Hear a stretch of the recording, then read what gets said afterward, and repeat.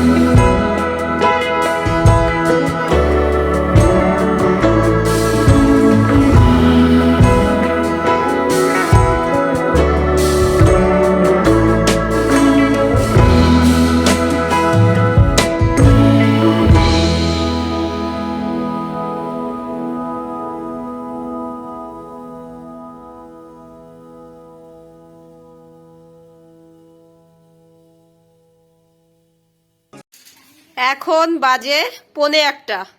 তো আমি দুপুরে রান্নাটা করব। তো রান্নাটা করতে যাওয়ার আগে সব সবজিগুলো আজকে কেটে নিয়েছি। ইদানিং আমার শরীরটা একটু খারাপ, তার জন্য সকালের খাবারটা খেয়ে না আর কাজ করতে ইচ্ছা করছিল না, ওই জন্য রোদ্রে বসে বসে কি করব, সবজিটা কেটেছি। তো আমি তো বেশিরভাগ দিন রান্না করতে করতে কাটি, তো আজকে বেশ রোদ্রে বসে রোদ পোয়ানো হলো, সবজি কাটা হলো, আর এখন তো রান্না করব। তো এই যে কি কেটেছি দেখো, ওলকপি কেটে নিয়েছি এরকম করে ভাজা করব, আর একটা বিটও কেটে নিয়েছি একসঙ্গে ভাজা করব। আর এই যে হচ্ছে ফুলকপি আর আলু কেটেছি, পাবদা মাছ দিয়ে ঝোল করব এটা দিয়ে। তো সবই তো আমাদের ক্ষেতের, বলো। তো রান্নাটা করি, আর এই সঙ্গে কালকের চাটনি আছে, একটু টমেটো চাটনি, আর দুধ তো আমাদের থাকে, এটা দিয়েই হয়ে যাবে। তো রান্নাটা আজকে আর শেয়ার করছি না, শরীরটা একটু খারাপ লাগছে। তো রান্নাটা তো আগে করি ধীরে ধীরে, তারপরে হয়ে গেলে দেখি দেখাবো তোমাদেরকে। আর আমার তো সিম্পল নর্মাল রান্না, তাই না, রোজ রোজই দেখছো। তো রান্নাটা করি আগে। তো আমার দুপুরে রান্নাগুলো সব হয়ে গেছে। তো এই যে সেই ওলকপিগুলো একটা বিটির জন্য দেখো কেমন লাল হয়ে গেছে, একটা বিটে একদম সব ভাজাটা লাল করে দিয়েছে, ছোট্ট একটা বিট ছিল এর ভিতরে। তো যাই হোক, বেশ সুন্দর লাগছে কালারটা। তো এই যে তো সেই বিট আর ওলকপি ভাজা, আর এই যে সেই ফুলকপি আলু দিয়ে নর্মাল ঝোল পাবদা মাছ দিয়ে করেছি, আমি যেরকম করে রান্না করি আর কি। ফোড়ন থেকে ভাজা জিরে তুলে শেষে এই যে বেটে মিশিয়ে দিয়েছি, বেশ নর্মাল তরকারি। আর এই যে কালকের টমেটোর চাটনি ছিল, সেটা একটু গরম করে নিয়েছি, আর দুধ তো আমাদের আছে। তো রান্না বান্না তো সব কমপ্লিট হয়ে গেছে আবার। তো এই দেখো দুধ মা সবে সবেই দুইয়ে নিয়ে আসলো, এখানে 1.5 লিটার দুধ আছে। তো এই দুধটা এখন ফুটাবো। তো দুধটা একদম পিওর, দেখো প্রচুর গাঢ়। আর এখন হয়ে গেছে বিকাল। তো বিকালবেলা দেখো আমি আমাদের ফুল গাছটা দেখছি কত মন দিয়ে, দেখো কি পরিমাণে কড়ি এসেছে।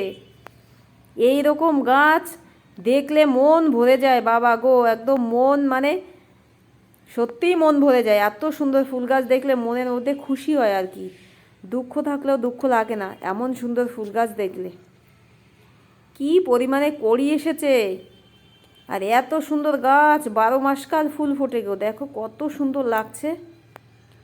এইরকম গাছ থাকলে সত্যিই মন ভালো হয়ে যাবে। আর এখানে দেখো ফুটেছে বেশ সুন্দর।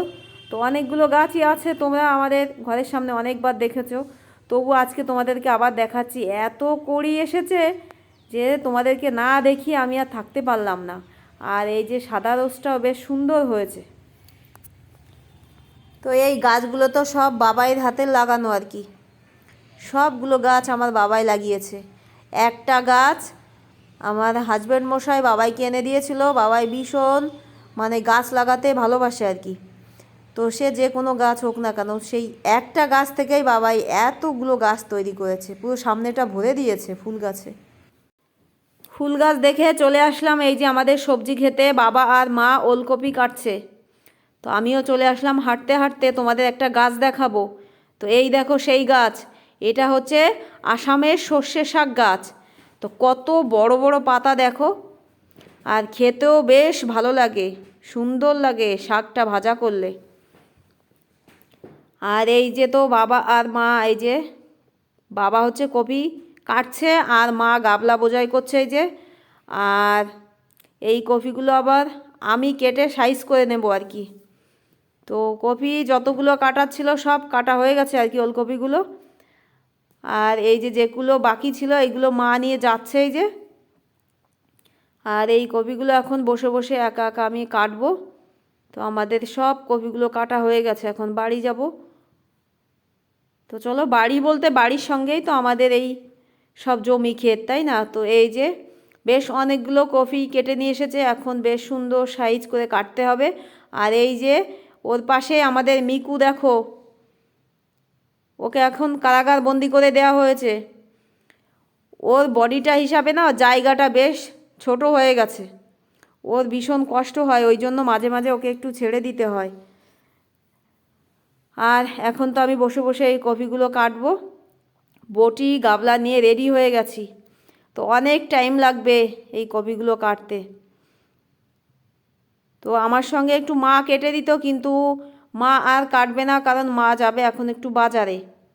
তো কাজেই আমি এখন একা একা বসে বসে কাটবো, আমার অনেক টাইম লাগবে। আর প্রতিটা মানে ওলকপি নিয়ে এরকম আস্তে আস্তে করে কাটতে হবে আর কি, কেটে কেটে সুন্দর সাইজ করতে হবে।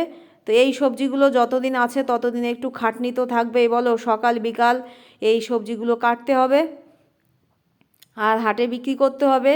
কারণ এই সবজিগুলো মানে বেশি দিন হয়ে গেলে তো খেতে ভালো লাগে না, আর দামও কমে যায়। কিন্তু এইবার ঠাকুরের ইচ্ছায় সবজিগুলোর ভালোই দাম আছে আর কি, তো সেই হিসাবে আর মন খারাপ হচ্ছে না আর কি। তো এই যে ওলকপি ফুলকপিগুলো চাষ করা হয়েছে, এক এক বস্তা সার কিনে নিয়ে আসা হয়েছে 1800 টাকা 1600 টাকা এরকম করে দাম ছিল। তো কাজেই যদি সবজির দাম না থাকে তো মন খারাপ তো হয়েই যেত না। এইবার তো ভালোই দাম আছে, যাক, তার জন্য আর বেশি মন খারাপ হচ্ছে না। আর শরীরটা তো বেশ ভালোই খারাপ খারাপ লাগছিল, তবু সারাদিনে কাজটা চালিয়ে নিলাম। তো এই কপিগুলো কাটতে কাটতে আজকের ব্লগটা আমি শেষ করব। তোমরা সবাই ভালো থেকো, সুস্থ থেকো, আর আমার চ্যানেলটা প্লিজ সাবস্ক্রাইব করে দিও, লাইক দিতে ভুলো না, শেয়ার করো প্রচুর, কমেন্ট করে জানিও কেমন হয়েছে। আর আমার যদি কোনো ভুল হয়ে যায় নিজের মনে করে ক্ষমা করে দিও প্লিজ। আর আজকের মতন টাটা।